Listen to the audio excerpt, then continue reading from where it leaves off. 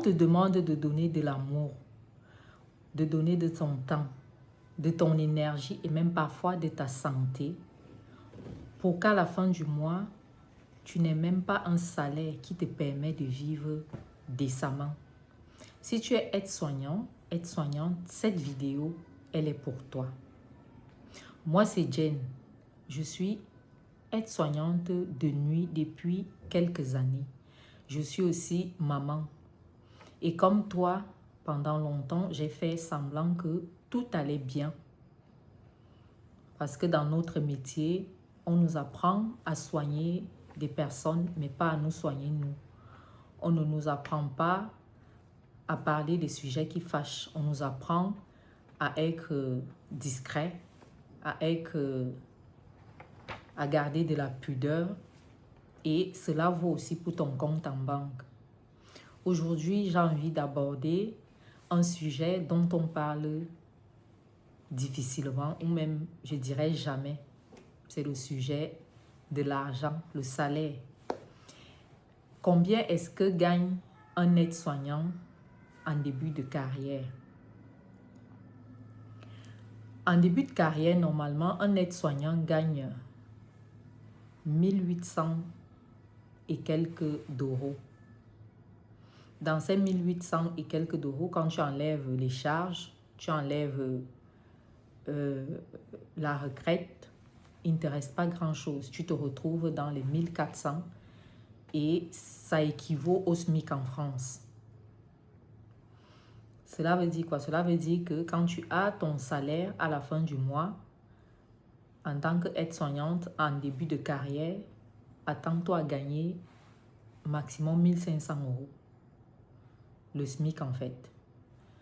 À côté de ça, tu peux avoir des primes. C'est pas tu peux avoir, tu as des primes. On a la prime Ségur que nous, aides-soignants, nous soignants de façon générale, avons eu droit après le Covid. Cette prime-là, elle a vraiment donné une vraie revalorisation au niveau du salaire d'un aide-soignant. On a aussi la prime des jours fériés et des dimanches, qui est de 10 à 20%. On a aussi la prime de nuit, étant donné que moi je travaille de nuit. Cette prime-là, elle varie selon les établissements. Et dans certains établissements, on peut te donner, on peut te payer 100 euros ou alors 150 euros. En fait, c'est compris entre 100 et 150 euros selon les établissements. Alors, disons que si je dois récapituler tout ça, un aide-soignant en début de carrière gagne à peu près 1600 à 1700 euros. Si tu travailles de nuit, tu es dans 1700 à 1800 euros, avec les primes y compris. Quand tu comptes que tu dois payer ton loyer, tu dois payer tes charges, donc électricité, téléphone, tu dois payer ta nourriture. Avec le coût de la vie, l'inflation, il ne te reste pas grand-chose. Il y a même des collègues qui sont incapables de mettre de côté parce que quand tu calcules tout ça, déjà les loyers augmentent tous les ans. Et c'est pas comme si le salaire, il est revalorisé derrière. Donc quand les loyers augmentent, les charges augmentent, c'est l'argent qui va enfumer comme ça. Et toi, pour finir, tu ne gardes pas grand-chose. Il y a des collègues qui ont des difficultés à trouver des logements. Il y a des collègues qui sont obligés de faire les heures supplémentaires pour espérer gagner un peu mieux. Sauf que quand tu prends les heures supplémentaires, c'est du temps en moins que tu passes avec ta famille. Et ce temps-là, tu ne peux pas le rattraper parce que quoi qu'on fasse, la famille, c'est la base, c'est ton pilier. Si tu ne passes pas beaucoup de temps avec ta famille, tes enfants, si tu es maman et autres, même si tu n'es pas maman, c'est important de passer du temps de qualité avec les siens. Si ce temps de qualité, tu ne le passes pas avec eux, tu ne pourras pas le rattraper parce que tu essayes de trouver un moyen pour renfouir les caisses pour pouvoir avoir une vie décente. Alors, c'est quoi les solutions pour une aide-soignante ou un aide-soignant qui aimerait améliorer sa vie. Pendant longtemps, moi, je me suis contentée de tout ça, de mon travail et de ce que je gagnais. Et j'en ai un peu eu marre. Et aujourd'hui, ce que je recherche, c'est beaucoup plus de sens dans mon travail. Je ne te demande pas d'abandonner ton travail du jour au lendemain. Moi-même, je n'ai pas abandonné mon travail. Je continue de travailler à ce jour comme aide-soignante de nuit, mais j'ai trouvé d'autres alternatives pour ne pas me renfermer, pour ne pas m'enfermer uniquement dans mon métier. Ce que je te propose aujourd'hui comme solution, c'est de trouver d'autres sources de revenus à côté. Chacun de nous avons des compétences, ou si tu n'en as pas, cherche à avoir d'autres compétences que celles que tu as dans ton métier. Tu as certainement des dons que Dieu t'a donnés. Tu peux utiliser cela pour chercher d'autres moyens de gagner de l'argent.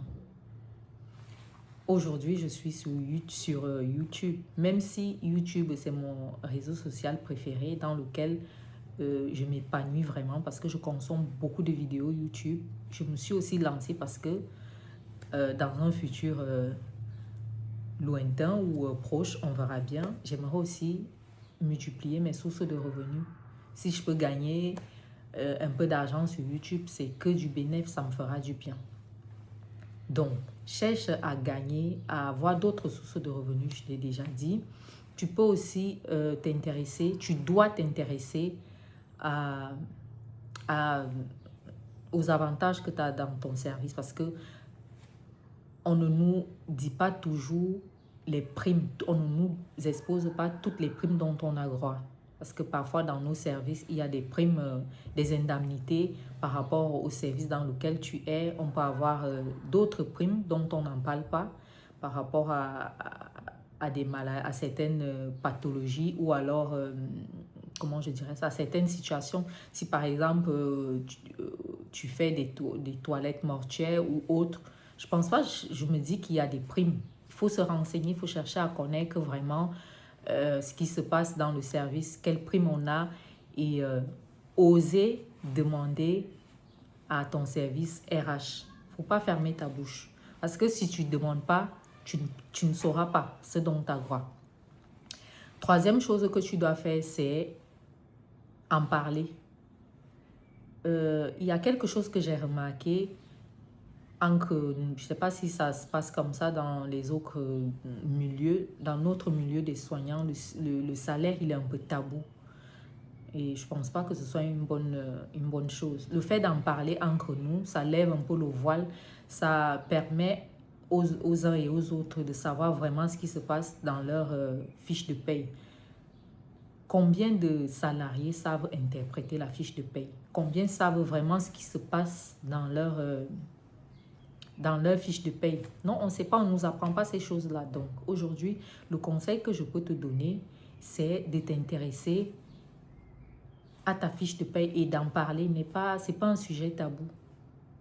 Accepte de commencer à en parler. C'est vraiment important.